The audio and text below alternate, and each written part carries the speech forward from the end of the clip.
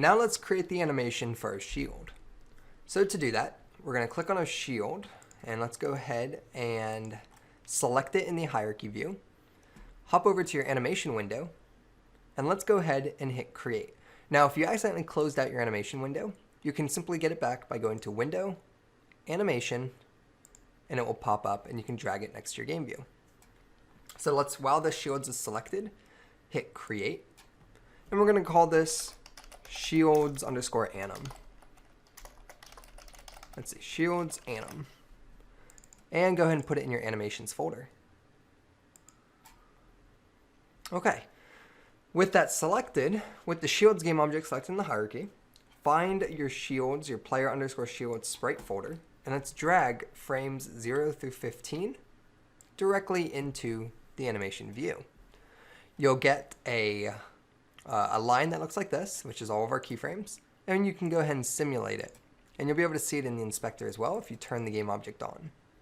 So just go ahead and enable it, and let's zoom in on it. Okay, and let's go ahead and simulate it. And that's what our shield is going to look like. Now that's running at 60 frames per second, which might be a little too fast. We can adjust the frames per second using the sample rate. So we can adjust it to, say, 30 frames per second. And that's much more calm. So I'm going to go ahead and keep this at about, let's try 15 frames per second. All right, I'm actually going to be using 15 frames per second, so 1 frame per second. And I think that looks really good. You're more than welcome to adjust this to however you'd like, though. So now that we have our animation completed, you'll see here that it automatically adds an animator component, as well as we have an animation in our project now.